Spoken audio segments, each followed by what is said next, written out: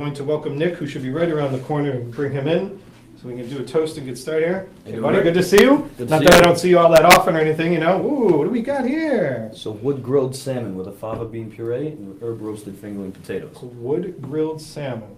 Actually, I heard you mention the Pane, and that's actually a perfect pair for that dish. This will go good with that. It goes excellent. So Kate's going to love this afterwards. She'll probably steal the bottle of wine and she'll take the plate. We'll get the plate back to him eventually. We always get the stuff back to you in all your restaurants. That's all I need. You can keep the salmon. Plate's good looking on its own. Is this new on the menu? This is our spring version of our salmon, yes. So we just rolled this out about a week ago. Excellent. Well, cheers. Yeah, thank you for joining me. Thank you. So we got to taste a sip of this again. Sorry. Delicious. As I say, there's nothing wrong with that. So this is a good wine, but now we got to talk a little about this legacy. So the experience that you had, I'm sure, is unique, being a young guy coming into a restaurant that's been around for quite some time. Talk to me about Pane E Vino's being a legacy. It's been almost 15 years. It'll be 15 years this August. 15 years this August. Yes. So 15 years on Federal Hill is a significant amount. There's a few other restaurants that have made it that mark as well. But what do you think? What's the story that the De Quattro, because part of the De Quattro restaurant group, which I have to say is one of my clients, and the De Quattro restaurant group has Massimo, which is their new restaurant. It's kind of the baby in the family. That's our little sister, yeah.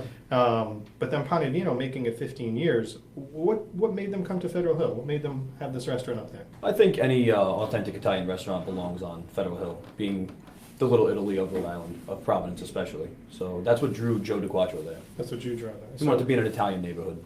And I mean, I'm sure, like most restaurateurs, when you opened up, that you face some challenges in the beginning when you first get started. I mean, it's unheard of for a restaurant to just open the doors and have success with people flowing in. But did the De Quattro group, and Joe specifically, I mean, he's trained as a chef, yes, the owner of it, and he manages the restaurant and handles all the books, so he's a true entrepreneur in that spirit. But there must have been challenges in the beginning, right? He was actually telling me a story as they were doing the build out for Pane E Vino. The building was built back in mid to late 1800s, so it's a very old building. If you go downstairs, you see all the old bricks, and it's just stones thrown into concrete to build the foundation.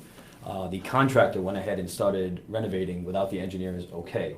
And Joe was on the first floor in the restaurant, and he actually heard what he described as about 100 strikes being bowled. And a couple guys came running upstairs, scared, pale white, and the foundation had almost given in, and the whole building would have been gone. Okay. I remember this. Luckily, it stood, and they rebuilt the foundation, but that set him back about 2 or 3 months, and get him a little scared. So talking about a challenge, that's a construction challenge before you even open the doors to the customers. He almost lost the entire building. Wow. I mean, and he could have gotten hurt too, as well as everybody else in the building. Oh, and construction when you open a new restaurant can be very, very tricky for sure. So, have you heard or talked about with Joe about the challenge of when you opened up, how they get the restaurant started, the marketing? I mean, there must have been some things. I mean, his Italian specialty is starting the menu, and Joe still designs the menus today, right?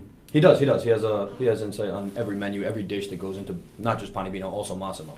So to make it this long, and we'll hear more about this as we talk to our other guests, but to make it this long, there has to be special things that keep the guests coming, because if you went the first year it opened and you're still going in year 14, you've done something right. Give us a little description of Pane E Vino, how Pane E Vino is set up, because there are some very special things about Pane E Vino. So Pane E Vino is designed to serve traditional, classic, rustic Southern Italian food. You walk in and it's very warm. It's very inviting. It's reminiscent almost to Joe's grandmother's house, if you will. That's kind of the idea that he was going for. And I think he's met that feel. If you've been to Pane E Vino, you'll see when you walk in, you feel like you can be there for a date or a Valentine's Day or a special occasion, but you also feel like you could be there with a large party. And you guys have got kind of two different setups where you can accommodate those. The front room is a private room that can accommodate up to 18 people. We can max it out at around 20. And the back room has room for about 40 people. Both rooms have audio-visual capabilities, so it's great for any kind of meeting. So that's kind of a thing about how a restaurant has evolved, right? I mean, I'm talking about what it was, and you were a baby back then when they first opened up. I was. But we got to drink something new. Actually, I did bring you a little bit of Lucilla. So we'll talk about this wine as he's pouring this, but to think about that, about a restaurant starts up and goes from that time, from now being almost 15 years old, it has to be that the menus evolve. So you just talked about the special occasion spaces, so like a group can come in and rent it. That wasn't something that was there when the restaurant first opened. Well, they always had the space. I'd say the way the restaurant has evolved has been through its iterations of menus. It's dependent on what we can get shipped in from Italy. One of the things that makes the food so great is that everything we can import, we do import. So the menu grows pretty much every 6 months. We'll do a spring and then a winter menu, but also the wine menu. It's constantly evolving. So talking about wine, because I do want to go back to the regular menu in a minute, but talking about wine, so what did you just pour us here? So this is the Lucilla. So this is made from Castello di Fonatelli, which is owned by Felsina. It practices organic growing. It is a blend of 70% Sangiovese, and the rest is 15% Merlot and Cabernet. So all the wines on Pane E Vino's list, Strictly Italian boutique wineries. all Italian wines. Everything's Italian. So from trying a Chardonnay to what we just talked about, a Soave, white Yep, reds, we have that everything's Suave as well. That's amazing. Yeah. So if you're looking for trying unique wines, and this is something true that you can do before you even go into a store to buy something, go to Pane E Vino because you got 100% Italian wine. So it's not going to be like everywhere else you go and you can have a mixed list. This is something unique for you to be able to do. I think, give it a taste. in my opinion, so my humble opinion, that's something that has kept people coming to you guys. That's a unique concept, is you don't find many locations that can keep their restaurant 100% ethnic to one group to do that. So I think that that's something that's definitely helped you. Let's try this out here. Real nice spice to it. Beautiful spice to it. Yeah. My God. Stands up awesome to our This might be Bucatini what I have alla to drink after I Montecchino. finish the Suave later, because this is a really nice bottle of wine. So, on your wine list, you guys have something that I also like to promote up there because I've seen it a lot, is Mondays. Tell us what happens on Mondays with the wine list. Every Monday, the entire wine list, by the bottle or by the glass, is half off. Half off. Half off. So in some cases you're getting, we're Yeah. hearing cheers from behind here. You're getting So- you're getting so- Barolos for $40. You're getting Brunellos for around 70. So It's- that, in some cases, is less than you're getting them for in a store. yeah, it's when you're coming. amazing. It's a great opportunity to try wines that might kind of scare you away because of the price point. Come in on Monday and give some phenomenal wines a try. And you guys, I mean, your staff over there, I have to say, talking about this, and again, going into the legacy theme, is that if you've got a good team, and Nick absolutely does a fantastic job over there, but if you've got a good team, people that are familiar with the menu, familiar with the style of the drinks and the wines that you have, that helps propel you, I believe, to those many years to becoming a legacy. I also think that it's the kitchen. I mean, you guys have a team in the kitchen that's been there an extremely long time as well. Yes, we do. Right? I mean, they're trained under Joe, follow Joe's philosophies, Joe's menus that are over there. And then you got Esther that runs the front of the house at both restaurants, Both Massimo restaurants, yeah. and Pane E Vino. So going back to the menu and talking about that is how the menu evolves, you said, each time. Do you have guests that you hear that are coming in saying, I was here 10 years ago, or I come once a month? Do you have that familiarity with people that you see there? I see, I'd say about 15-20% of our clientele comes in at least once a week. And it's great to see them when they come to the door. It's awesome to welcome people, and It's almost like a second home for them. exactly, which is exactly what Joe was going for. All his hospitality came from his grandmother, Aquilina, who cooked not only for him, but also for the entire neighborhood. She wanted to make sure people got fed. And it's very welcoming. Yeah, You feel the it's- love. You it's- can taste it in the dishes, No, it certainly is. It's a cozy, comfortable atmosphere when you walk into it. There's no question about that. So the menus, you were saying, is it seasonally, or is it every so often? Seasonally. It's seasonally. We'll do a spring, summer, and then a fall, winter. Okay, so right now the menu that we're seeing that's coming out is going to last till the end of the summer, pretty much. Yes. Okay, and I know that you were mentioning, you went back to the Italian roots of things and talking about Joe's grandmother and his style. Talk about the concept of where the ingredients are coming from, because I think that that's another thing in my mind, and what I've heard from customers is that what keeps the uniqueness going after all these years. You're sourcing not just locally, but you're sourcing from Straight from Italy. straight from Italy. Even the anchovies are from Italy. So anchovies. Yeah, the anchovies will get shipped in from Naples. So give us an idea of a couple other things that are on the menu that are sourced from Italy. The burrata is phenomenal. So you got to tell me what the brand, because this is unique. You So gotta- burrata cheese, it's 2 stages of mozzarella. It has the nice stracciatella on the inside, and it's wrapped in a firm finished mozzarella. And burrata actually means buttery. When you cut into it, you get that cool, creamy center. And you can actually taste the difference as the seasons progress, because as the cows, or the water buffalo for the mozzarella that we also have imported, as they eat more vibrant grass that's richer in nutrients, you can taste You can taste the grassy texture. You get that grassy texture, yeah. So You get a little bit of minerality in it. It's awesome. So burrata, I've had that. That's unbelievable. Anchovies. What else we got that comes over from Italy with that? The pancetta, the guanciale. Oh, pancetta. That's Yeah. right. Pancetta's amazing. So that is something that keeps that uniqueness going. Mhm. Between what you do locally sourced, which you guys do, I think you do a lot with seafood too. I've talked to the chefs that they do a lot of locally sourced items. You just reminded me of the sea bream, the orata that we had brought in. What is that now? Orata is it's a Mediterranean sea bream, but it's the whole fish, and Cristiano has actually been showing me how to do it.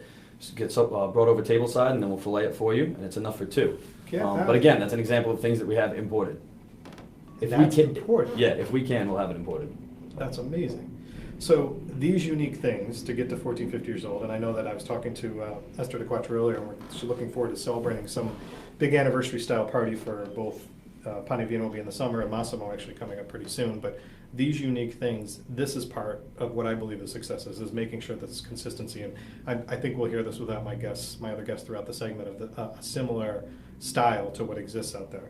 Now, on top of all that consistency that comes in, the decor when you walk into Pane E Vino, he, like you said before, he kept it absolutely authentic. Yes. That was there. I mean, even when you guys decorate for the holidays, I find that everything fits that Italian theme that's there for it. Has there been notable guests or famous people that have come in that Joe and Esther told you about that have been guests for the restaurant? I mean, I know that you've had a lot of wine people that have come in. We have one notable guest that comes into mind. All I'll say is that he is a renowned jewelry designer. A renowned Jew. And he seems to be enjoying the restaurant quite a bit. But other than him, we're always happy to feature chefs straight from Italy that'll come in and they will show our executive chef how to do things the way they do it. Nice. So carrying on the tradition even further. Yes. So, a couple last minute, last quick things is that tell me a little bit about the style, what you like. So, I mean, and I ask this is always like kind of my closing questions out there to chefs, restaurant owners, managers, is you've tried pretty much everything on the menu. I've tried at both restaurants, actually. Yeah. So, tell me, what is one of your favorite dishes? Actually, people are always asking me about this. I get text messages, I get calls. Why aren't you asking what they like? So that's why I got the pasta dish that I would pair with this one specifically. It's the bucatini alla amatriciana. It is the most underrated pasta dish on the menu. The guanciale, the collina tomatoes, the red onions. It screams for wine, and a wine like this screams for food. Was this the one, I might be wrong, but is this the one I think I learned about that was kind of like the poor man's pasta? Was that the one that was out there, or am I thinking a different one? I think you might be thinking of a different one. Okay. So, bucatini. Bucatini, which is like a thick spaghetti with a hole through the center. Okay. And that's really one of your favorite dishes? That is honestly one of my favorite dishes. I gotta tell you, I'm a duck guy, and when I go Oh, there, the even duck when I confit, sit at the yes. bar, I say I have the duck confit. I was expecting him to say the duck, because we talked about the duck. And the duck is absolutely amazing. So, one last thing that I want to just try to find out from your experience. Do you feel, I mean, being a young guy that you are, guests that are coming in, do you see a younger clientele coming in to try and try out the restaurant, try out the wines, that kind of thing? Because that's where, if you're a legacy, the clientele has to evolve over time. It can't be that because if you start with the same people you started with 15 years ago, at some point they're getting older and going off to Florida on us and not staying in Rhode Island. So do you see that style of clientele is adapting, a newer clientele? It blows my mind how many people come in there and it's their first time coming in, especially since we've been there coming up on 15 years. And I think Massimo has helped revitalize it because people come into Massimo and they say, where did you start? So, And then they hear about Pane. So that's a good point for me to think about. So with Massimo, so Massimo's the sister restaurant, and I'll have them on in the near future, but Massimo's the sister restaurant. Two of the things that you guys have done to kind of keep yourselves out there and people coming in is wine dinners, right? Yes. So you have specialty things. I think there was just a cookbook author that was in Yep. Pane recently, right? Letizia Monticelli. Letizia. So you can't get any more Italian than a name like that. So she was in, and then in a week or so you've got a dinner coming up for Massimo. It's going to be our wine class, if you will, traveling to Piemonte. Piemonte, okay, great. So those are the things that you need to look forward to. And almost all these restaurants have something special like that, whether it's for a holiday in specific or a wine dinner coming up or what have you. These are the things that you need to look out for. And if you haven't been to any of the restaurants we're going to talk about today, you certainly need to make it a point to do it. So, Nick, thank you very much for joining me. I'm My sure pleasure. this is going to get Thanks you for having powered me. as soon as you go out there. Yep. I really appreciate it. Have a good one. Switch it out.